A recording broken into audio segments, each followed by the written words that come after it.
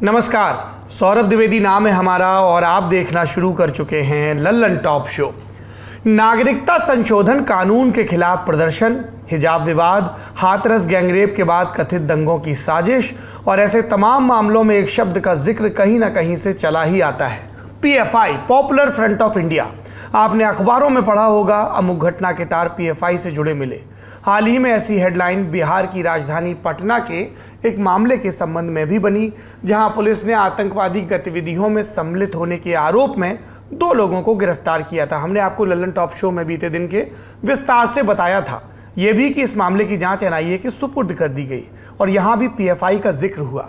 झंडे और पर्चे मिलने की बात सामने आई तो हमने सोचा कि आज विस्तार से पीएफआई का कच्चा चिट्ठा आप लोगों के सामने रखा जाए, बांचा जाए कि यह संगठन क्या है, किस तरह का काम करता है, इस पर इतने आरोप क्यों लगते हैं और सरकार किस तरह की कार्रवाइयां कर रही है।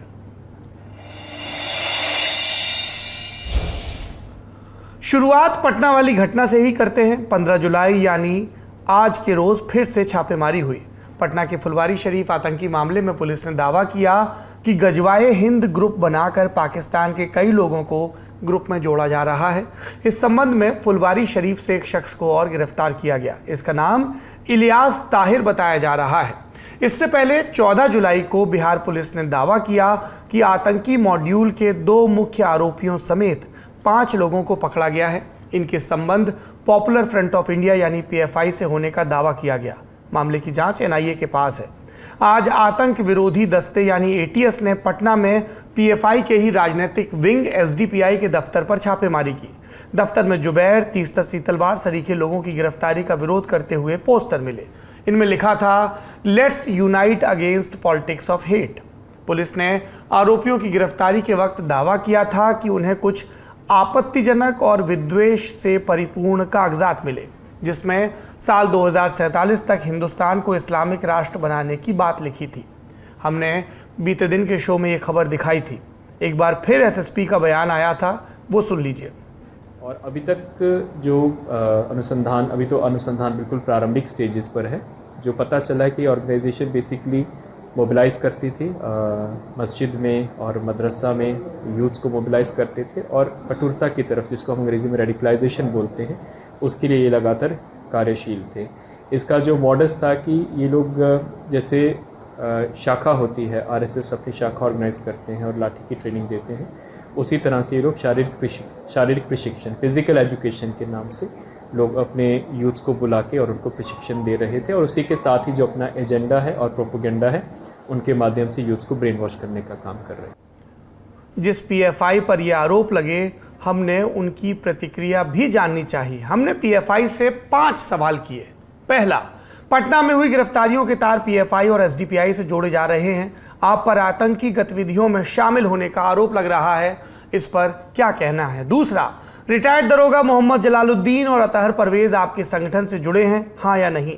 तीसरा, एटीएस ने पटना में एसडीपीआई के दफ्तर पर छापेमारी की। जो लोग गिरफ्तार हुए उनके यहाँ से आपका झंडा और डॉक्यूमेंट मिला, जिसमें 2047 तक भारत को इस्लामिक राष्ट्र बनाने की बात है।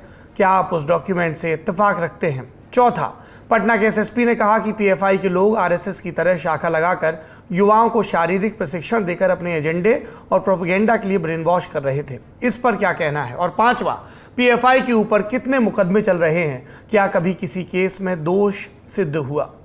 हमारा शो रिकॉर्ड किए जाने तक हमें इन 5 सवालों का सिलसिलेवार जवाब नहीं मिला, पर एक प्रेस नोट जरूर भेजा गया।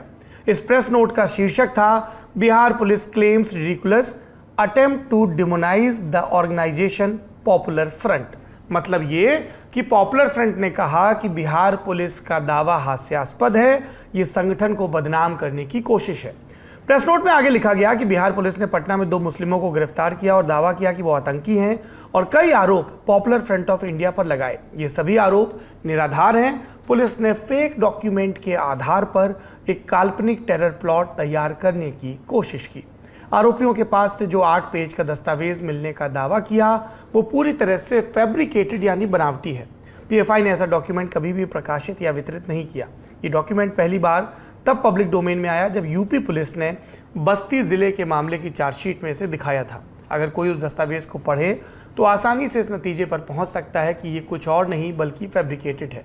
जिस तरीके से प्रेस कॉन्फ्रेंस में पटना पुलिस के द्वारा डॉक्यूमेंट दिखाया गया वो बड़ी साजिश के तहत पीएफआई के खिलाफ मुकदमे लगाने की कोशिश है। इसके अलावा पीएफआई ने खुद को कानूनी और लोकतांत्रिक तरीके से काम करने वाला संगठन भी बताया। हमने आपको पुलिस का पक्ष दिखाया, पीएफआई का पक्ष दिखाया। सच क्या है ये जांच के बाद सामने आएगा, लेकिन यहां कुछ बातें हैं जिन्हें जानना जरूरी है। दैनिक भास्कर में पत्रकार हैं अवधेश आकोदिया। उन्होंने आईबी के सूत्रों के हवाले से खबर छापी। दावा है कि उदयपुर में कन्हैया लाल की हत्या करने वाले भी बड़े आतंकी नेटवर्क का हिस्सा थे। संगठन दावते इस्लामी के जरिए 2500 से ज्यादा लोगों को साथ जोड़कर एक स्लीपर सेल नेटवर्क तैयार किया गया। रिपोर्ट में यह भी लिखा है कि नेटवर्क के तार एसडीपीआई और पीएफआई से जुड़े हैं और ये खुलासा कि हत्यारे रियाज और गौस की कॉल डिटेल खंगालने के बाद हुआ। 2019 में हत्यारा रियाज अतारी पीएफआई से जुड़ा था। इस मामले में एनआईए ने जिस फरहाद मोहम्मद शेख को पकड़ा वो भी एसडीपीआई का मेंबर है। अब इतना सब हो जाने के बाद बहुत से लोग ये जानना चाह रहे हैं कि पीएफआई क्या है, एसडीपीआई क्या है, इस संगठन का काम क्या है और क्यों इस संगठन का नाम बतौर एक आतंकी संगठन लिया जाने लगा है और इन घटनाओं में पीएफआई की असल जिम्मेदारी कितनी है, जांच में क्या पता चला। शुरू से शुरू करते हैं। पॉपुलर फ्रंट ऑफ इंडिया यानी पीएफआई का मूल कार्यक्षेत्र केरल रहा है। 1992 में अयोध्या में कार सेवकों ने बाबरी मस्जिद को ढहा दिया था। इसके बाद 1993 में नेशनल डेवलपमेंट फ्रंट यानी एनडीएफ का गठन हुआ। एनडीएफ का भी कार्यक्षेत्र मूल रूप से केरल रहा। इनका काम अल्पसंख्यकों खासकर केरल के मुस्लिमों के सामाजिक और आर्थिक मुद्दों पर केंद्रित रहा। एनडीएफ ही आगे चलकर पीएफआई बना। एनडीएफ ने सामाजिक और आर्थिक मुद्दों का दायरा बढ़ाकर जब मिशनरी कामों तक ला दिया, मतलब दूसरे धर्मों के बीच इस्लाम का प्रचार प्रसार करना, तो इसे ईसाई संगठनों के मिशनरी कार्य की तरह देखा गया और कहा गया कि एनडीएफ उस तरीके से धर्मांतरण को बढ़ावा दे रहा था। कुछ राजनीतिक संगठन एनडीएफ का नाम एक सांप्रदायिक संगठन की तरह भी लेने लगे। फिर साल 2002 में केरल में कोझिकोड के मराठ तट पर मुस्लिमों की भीड़ द्वारा 8 हिंदुओं की हत्या का मामला सामने आया। इस हिंसा की जांच के लिए तब की केरल सरकार ने कमेटी बनाई। जस्टिस टॉमस पी जोसेफ की कमेटी ने अपनी इंक्वायरी रिपोर्ट में लिखा कि केरल में काम कर रहे कई मुस्लिम संगठनों को इस घटना की पहले से जानकारी थी। इसमें एनडीएफ का भी नाम था। गिरफ्तारी हुई। एनडीएफ ने कहा गिरफ्तार लोग उसके संगठन के मेंबर नहीं। घटना की सीबीआई जांच की मांग उठी तो एनडीएफ बोली कि सीबीआई जांच का स्वागत है। उस समय बीजेपी ने एनडीएफ पर पाकिस्तान की खुफिया एजेंसी आईएसआई से जुड़े होने के आरोप लगाए। फॉरेन से पैसे लेने के भी आरोप लगे। समय समय पर एनडीएफ ने इन आरोपों को नकारा। साल 2004 में साउथ इंडिया काउंसिल का गठन हुआ। इस काउंसिल में केरल के नेशनल डेवलपमेंट फ्रंट, कर्नाटक के फोरम फॉर डिग्निटी और तमिलनाडु के मनिथ नीति पासरई ने हिस्सा लिया। फोकस मुस्लिम समुदाय के विकास और आरक्षण पर। फिर साल आया 2006 और 17 फरवरी को लाइट में आया पीएफआई। इन 3 बड़े संगठनों के विलय से मिलकर तैयार हुआ एक फेडरेशन। साल 2009 में आंध्र प्रदेश, गोवा, राजस्थान, मणिपुर और पश्चिम बंगाल के एक संगठनों का भी विलय पीएफआई में हो गया। यानी धीमे धीमे संगठन बड़ा होता रहा। पीएफआई के राष्ट्रीय सचिव अनीस के मुताबिक इस वक्त संगठन के 8 लाख से ज़्यादा सदस्य देश के कई राज्यों में हैं। 2020 में सीएए प्रोटेस्ट के बाद हमारे सहयोगी सिद्धांत मोहन ने पीएफआई की प्रोफाइलिंग की थी। इसके मुताबिक इसके विकिपीडिया पेज पर जाने पर लिखा मिलता है कि ये एक चरमपंथी और इस्लामिक उग्रवादी संगठन है। इसके बारे में पूछा तो अनीस ने बताया कि विकिपीडिया पेज पर संगठन पर लगाए गए बहुत सारे आरोप तथ्यों की तरह लिख दिए गए हैं, जबकि उनका सच्चाई से दूर दूर तक लेना देना नहीं है। संगठन से जुड़े लोग बताते हैं कि पीएफआई का काम मुस्लिम समुदाय के सामाजिक और आर्थिक विकास के लिए काम करना है और इसके लिए पीएफआई समय समय पर वर्कशॉप और हेल्प प्रोग्राम आयोजित करवाता रहता है। इसके साथ ही बिहार समेत कई राज्यों में बाढ़ के दौरान पीएफआई ने राहत कार्य को अंजाम दिया, ये दावा है। तो ये तो उनके हिसाब से सामाजिक काम हो गए। राजनीति में भी इसका दखल है। Social democratic party of India यानी एसडीपीआई एक राजनीतिक पार्टी है जो पीएफआई से जुड़ी है। इसके साथ ही SDPI social democratic trade union PFI का एक मजदूर संगठन है। इसके अलावा सीएफआई भी है जिसका पूरा नाम कैंपस फ्रंट ऑफ इंडिया है। ये पीएफआई का स्टूडेंट विंग है। बीते दिनों कर्नाटक में हिजाब विवाद में संगठन का नाम आया था। कहा गया कि जिन लड़कियों ने हिजाब को लेकर सबसे पहले प्रदर्शन किया वो सीएफआई से ही जुड़ी हुई थी। आपने पीएफआई के बारे में जाना, अब जरा इस पर लगे आरोपों को भी जान लेते हैं। लंबे समय से पीएफआई पर प्रतिबंधित संगठन student Islamic movement of India यानी सिमी का नया और बदला हुआ रूप होने के आरोप लगते रहे हैं। सिमी की शुरुआत 1977 में अलीगढ़ में हुई थी। नारा था भारत की आज़ादी। कई छिटपुट घटनाओं में कई लोगों को जांच एजेंसियों ने गिरफ्तार किया था। गिरफ्त में लिए गए लोग सिमी के सदस्य निकले थे। साल 2001 अमेरिका में 11 सितंबर को आतंकवादी हमला होता है। इस समय तक भारत में सिमी की बतौर आतंकी संगठन पहचान हो चुकी थी। अमेरिका में हुए हमलों के बाद भारत सरकार ने सिमी पर प्रतिबंध लगा दिया। फिर 17 फरवरी 2006 को पीएफआई बना। दावा है कि सिमी पर बैन लगने के बाद इससे जुड़े कई कार्यकर्ता पीएफआई में शामिल हो गए। द प्रिंट के मुताबिक पीएफआई के national vice chairman Abdul Rahman एक वक्त सिमी में बड़े पद पर सक्रिय रह चुके हैं। साथ ही पीएफआई की केरल यूनिट के कई कार्यकर्ता और सदस्य लंबे समय से सिमी के लिए काम करते रहे हैं। इसे देखते हुए ये राय बनाना आसान हो गया कि पीएफआई दरअसल सिमी का एक आतंकवादी संगठन का बदला हुआ रूप है। 2012 में कांग्रेस के ओमेन चांडी के नेतृत्व वाली केरल की सरकार ने भी केरल हाईकोर्ट में कहा कि पीएफआई प्रतिबंधित संगठन student Islamic movement of India यानी सिमी के एक अन्य रूप में पुनरुत्थान के अलावा कुछ नहीं था। ये कांग्रेस के नेता थे, इसीलिए पीएफआई को बैंड इस्लामिक संगठन सिमी के प्रॉक्सी फ्रंट की तरह देखा जाता है। लेकिन पीएफआई ने लंबे समय तक इन आरोपों को नकारा है। गठन से लेकर अब तक पीएफआई पर हथियार रखने, हत्या, अपहरण, हेट स्पीच, जबरन धर्म परिवर्तन कराना, आतंकी ट्रेनिंग कैंप चलाना, देश विरोधी ताकतों से चंदा लेना, सीए के दौरान हिंसा भड़काने जैसे कई संगीन आरोप हैं। आरोप लगा कि पाकिस्तान की खुफिया एजेंसी आईएसआई से भी पीएफआई के लिंक है। पीएफआई पर यह भी आरोप लगे कि केरल से जो युवा आईएसआईएस नामक आतंकवादी संगठन में शामिल होने देश से बाहर गए, उन्हें ग्रूम करने मतलब तैयार करने का काम पीएफआई ने किया, जिसके बाद ये आतंकवादी आगे का रास्ता तय कर सके। पीएफआई पर लगे आरोपों की फेहरिस्त बहुत लंबी है। साल 2010 में न्यूमैन कॉलेज के प्रोफेसर टीजे जोसेफ ने एक बार अपने छात्रों से परीक्षा में मोहम्मद को लेकर सवाल पूछे, जिसका कई संगठनों ने विरोध किया। टीजे जोसेफ पर मुकदमा दर्ज हुआ, वे जेल चले गए, जमानत पर बाहर आए और बाहर आने के बाद टीजे जोसेफ पर हमला हुआ। हमले में उनका एक हाथ काटकर अलग कर दिया गया। 15 घंटे की सर्जरी हुई, जिसके बाद उनका हाथ उनके शरीर से दोबारा जोड़ा जा सका। इस हमले के पीछे भी पीएफआई का नाम सामने आया। पीएफआई से जुड़े 37 लोग गिरफ्तार किए गए। पीएफआई ने हिंसा में हाथ होने से इनकार किया। टीजे जोसेफ को भी धार्मिक भावनाओं को आहत करने के आरोपों से बरी किया गया। 2011 में पीएफआई में शामिल हुए कर्नाटक फोरम फॉर डिग्निटी पर भी अपहरण और किडनैपिंग के आरोप लगे। कहा गया कि संगठन से जुड़े लोगों ने पीएफआई को चंदा देने के लिए 5 करोड़ रुपए की फिरौती मांगी। इसके लिए एक बच्चे का अपहरण किया गया और बाद में उसकी हत्या कर दी गई। इस मामले में पकड़े गए सारे आरोपी कर्नाटक फोरम फॉर डिग्निटी से ताल्लुक रखते थे, जो 2006 में पीएफआई में शामिल हो गया था। फिर साल 2012 पीएफआई के मुखपत्र तेजस ने केरल हाईकोर्ट में याचिका दायर की कि केरल राज्य सरकार उन्हें सरकारी विज्ञापन नहीं दे रही। इस पर केरल हाईकोर्ट ने सरकार का पक्ष जानना चाहा, तो सरकार ने कोर्ट में जवाब दिया कि पीएफआई पर हत्या के 27 मुकदमे दर्ज हैं। ये सारी हत्याएं संप्रदाय विशेष को चोट पहुंचाने की नीयत से की गई हैं और इन हत्याओं में मारे गए लोग लेफ्ट पार्टियों और राष्ट्रीय स्वयंसेवक संघ से जुड़े हैं। पीएफआई ने सरकार के इन दावों को नकारा और स्टैंड की आलोचना की। इन सबके साथ ही कई मौकों पर केरल और आसपास के दक्षिण भारतीय राज्यों की कई हिंसक घटनाओं में पीएफआई का नाम आता रहा। 2012 में ही जब उत्तर पूर्वी राज्यों के छात्रों और उत्तर व दक्षिण के भारत के राज्यों के छात्रों के बीच टकराव शुरू हुए, उस समय भी पीएफआई का नाम आया था। कहा गया कि पीएफआई के लोगों ने एक दिन के भीतर 6 करोड़ से ज़्यादा एसएमएस पूर्वोत्तर के राज्यों से आने वाले छात्रों को भेजे, जिसके बाद भारी संख्या में छात्र राज्य छोड़कर जाते दिखे। आरोपों से घिरी पीएफआई ने फिर अपनी छवि सुधारने का बीड़ा उठाया। 2012 में संगठन ने पीएफआई ही क्यों नाम से कैंपेन शुरू किया। आरोप ये कि सरकार ने जानबूझकर अपनी कमी छिपाने के लिए पीएफआई को निशाना बना रही है। संगठन ने प्रेस काउंसिल ऑफ इंडिया में हिंदी और अंग्रेजी के 10 अखबारों के खिलाफ कंप्लेन दर्ज कराई। कहा कि ये पीएफआई की छवि को गलत रिपोर्टिंग के जरिए नुकसान पहुंचा रहे हैं। 2013 में एक न्यूज़ पोर्टल ने खबर छापी कि एनआईए और आईबी ने पीएफआई के आतंकी संगठनों से संबंध पर कोई जानकारी अखबारों से साझा नहीं की थी।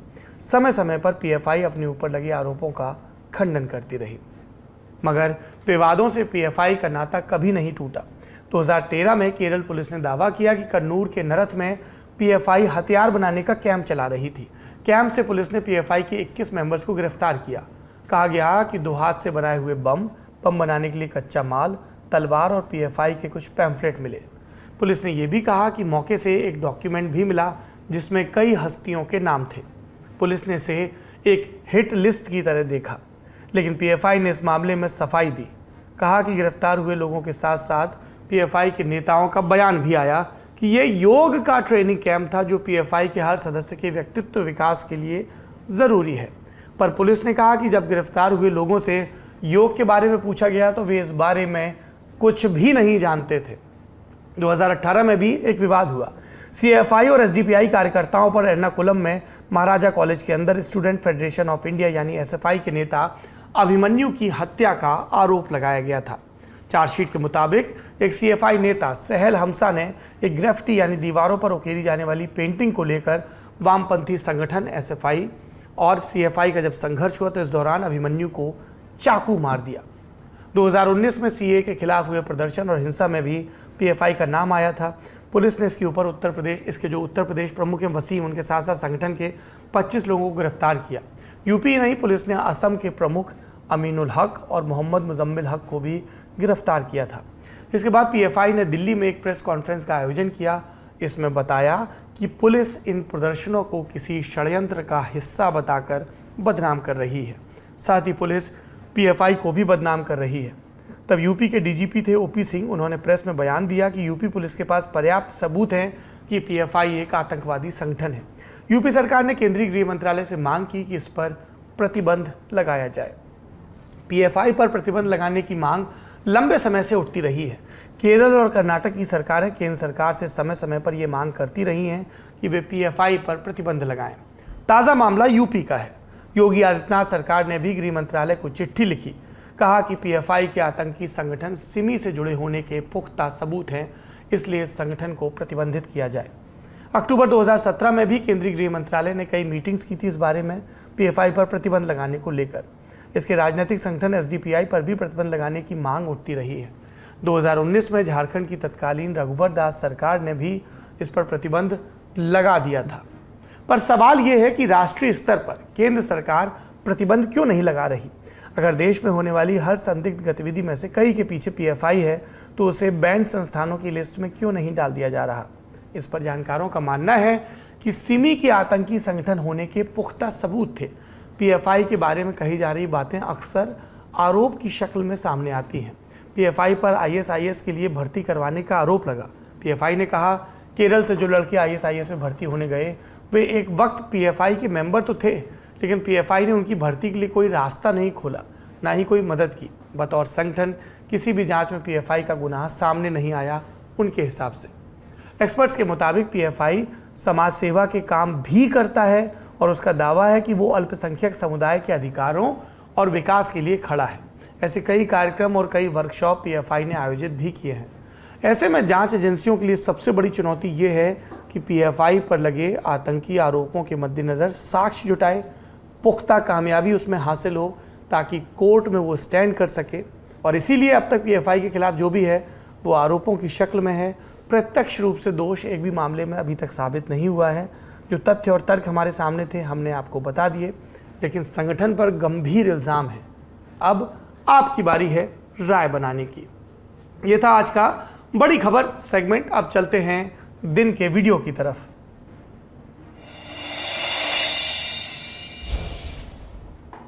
India and China, most populated two nations and neighbor.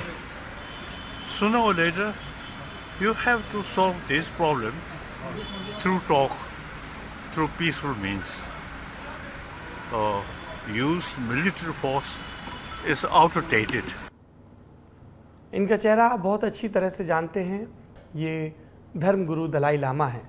आज वो लेह पहुंचे जहां उनका ज़ोरदार स्वागत हुआ। जम्मू और लेह के हवाई अड्डे पर उनसे प्रेस ने बात भी की और तब उन्होंने ये बयान दिया अंग्रेज़ी में। कहा भारत और चीन दुनिया में सबसे बड़ी आबादी वाले देश हैं। लद्दाख में दोनों देशों को शांतिपूर्ण बातचीत के माध्यम से ही हल निकालना चाहिए।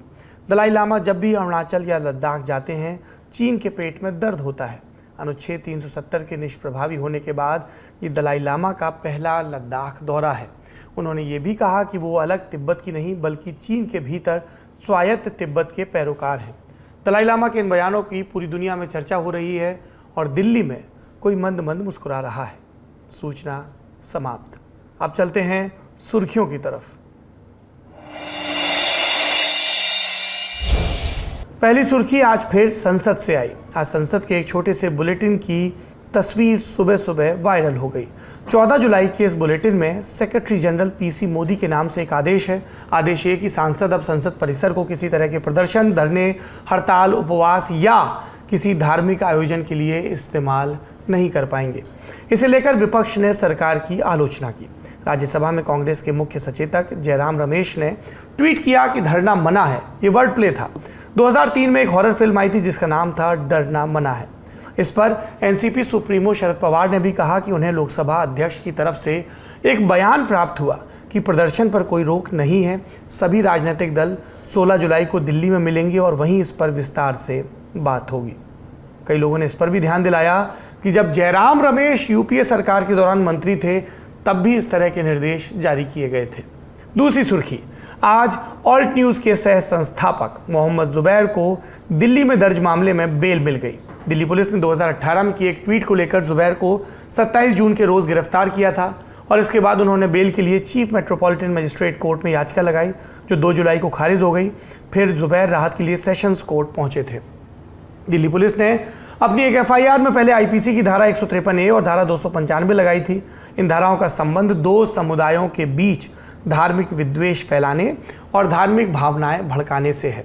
इसके बाद आपराधिक षड्यंत्र और फॉरेन कंट्रीब्यूशन रेगुलेशन एक्ट यानी FCRA की धारा 35 भी जोड़ दी गई थी क्योंकि दिल्ली पुलिस ने जुबैर पर विदेशी चंदे के संबंध में भी आरोप लगाए थे। इस मामले में अभियोजन और बचाव पक्ष की दलीलें समय समय पर लल्लन टॉप ने आपको विस्तार से बताई थी। 14 जुलाई को न्यायालय ने अपना फैसला सुरक्षित रख लिया था। आज फैसला सुनाते हुए एडिशनल सेशंस जज देवेंद्र कुमार जंगला ने कहा, एक स्वस्थ लोकतंत्र के लिए असहमति का स्वर आवश्यक है, इसलिए महज किसी राजनीतिक दल की आलोचना के संबंध में आईपीसी की धारा 153A और 295 लगाना न्यायोचित नहीं है। हिंदू धर्म सबसे प्राचीन और उदार धर्मों में है। बड़ी संख्या में हिंदू अपने प्रतिष्ठानों और बच्चों के नाम देवी देवताओं के नाम पर रखते हैं। ऐसा करना अपने आप में 153A और 295A के तहत नहीं आएगा जब तक मकसद में खोट ना हो। आरोपी ने जो तस्वीर पोस्ट की थी वो 1983 में आई फिल्म किसी से ना कहना का एक सीन था। इसे भारत सरकार के central board of film certification द्वारा प्रमाणित किया गया था और तभी से ये फिल्म सार्वजनिक रूप से उपलब्ध है। आज तक ऐसी कोई शिकायत नहीं मिली कि अमुक सीन से किसी समुदाय की भावनाओं को ठेस पहुंची हो। मामले की जांच कर रहे इन्वेस्टिगेटिंग ऑफिसर यानी आईओ ने अभी तक उस ट्विटर यूजर का भी पता नहीं लगाया जिसकी भावनाएं कथित रूप से आरोपी के ट्वीट के चलते आहत हुई और ना ही धारा 161 सीआरपीसी के तहत इस यूजर या किसी और का बयान दर्ज किया गया। आरोपी 5 दिन पुलिस कस्टडी में था और अब न्यायिक हिरासत में है। अब और पूछताछ की आवश्यकता नहीं है, अतः आरोपी को सलाखों के पीछे रखने की भी आवश्यकता नहीं है। बेल देते हुए न्यायालय ने 2 शर्तें भी लगाई। पहली, जुबैर को 50,000 रुपये का एक बॉन्ड भरना होगा और वो बिना न्यायालय की अनुमति के देश के बाहर नहीं जा सकेंगे। ये ब्यौरे हमने कानूनी मामलों पर नज़र रखने वाली वेबसाइट लाइव लॉ से लिए हैं। वैसे इस राहत के बाद भी जुबैर फिलहाल जेल में ही रहेंगे क्योंकि उत्तर प्रदेश के अलग अलग ज़िलों में उनके खिलाफ 6 और मामले दर्ज हैं। इनमें से एक मामले में जुबैर सुप्रीम कोर्ट से बेल प्राप्त कर चुके हैं। उन्होंने सुप्रीम कोर्ट में याचिका और लगाकर उत्तर प्रदेश के सभी 6 मामलों को रद्द करने की मांग की है। अगली सुर्खी का संबंध है सीमा विवाद से, लेकिन यह सीमा विवाद किसी दूसरे देश से नहीं, भारत के ही 2 राज्यों से है। आज असम और अरुणाचल प्रदेश के बीच सीमा विवाद के निपटारे के लिए नामसाई घोषणा पत्र पर दस्तखत किए गए। देश के 2 राज्यों के बीच सीमा विवाद इतने कैसे बढ़ गए कि घोषणा पत्र की जरूरत पड़ गई, ये एक अलग लल्लन टॉप शो का विषय हो सकता है, लेकिन आज हम सिर्फ एक छोटा रिकैप देंगे आपको। दर्शक जानते ही हैं कि पूर्वोत्तर में 3 दिशाओं में फैला मैदानी विस्तार है जो पहाड़ों से घिरा है। आज़ादी के वक्त यहाँ कुछ ही राज्य थे जैसे असम, मणिपुर, नेफा, नागालैंड, मिजोरम और मेघालय। ये राज्य आने वाले दशकों में बने और नेफा यानी नॉर्थ ईस्ट फ्रंटियर एजेंसी बना अरुणाचल प्रदेश। नक्शे पर रेखाएं आसानी से खींच दी गई, लेकिन ज़मीन पर सीमा को लेकर विवाद आज तक चला आ रहा है। याद करिए जुलाई 2021 जब असम और मिजोरम की पुलिस के बीच सीमा विवाद को लेकर ही गोलीबारी हो गई थी और असम पुलिस के 5 जवानों की मृत्यु हो गई थी। ऐसा ही एक विवाद अरुणाचल और असम के बीच भी चला आ रहा था। इसी विवाद को लेकर आज दोनों सूबों के कैबिनेट मंत्रियों के बीच एक बैठक हुई जिसके बाद नामसाई घोषणा पत्र जारी हुआ। ये एक जिले का नाम है जो अरुणाचल प्रदेश में पड़ता है। नामसाई घोषणा पत्र 123 गांवों को लेकर चल रहे विवाद की बात करता है। विवाद पुराना है, इसलिए घोषणा पत्र में पूर्व में हुई बैठकों, समझौतों और कमेटियों का विवरण है। चौथे बिंदु में घोषणा पत्र कहता है कि अरुणाचल की सीमा में पड़ रहे 28 गांव अरुणाचल के पास रहेंगे। जिन 3 गांवों पर अरुणाचल ने दावा छोड़ा है वो असम के पास रहेंगे। 6 गांव जिन्हें असम की सीमा में चिन्हित नहीं किया जा सका, अगर वो अरुणाचल में मिलते हैं तो वो अरुणाचल में ही रहेंगे। सीमा विवाद पर बनी रीजनल कमेटी 15 सितंबर को अपनी रिपोर्ट पेश करेगी।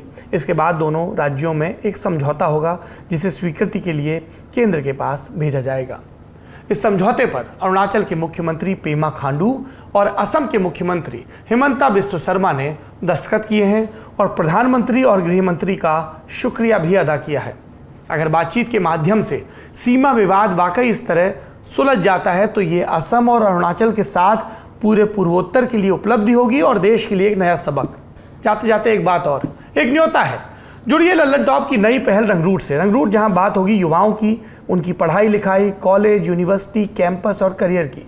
ये हमारा नया वेंचर है। इसके यूट्यूब चैनल और फेसबुक पेज का लिंक आपको डिस्क्रिप्शन में मिल जाएगा।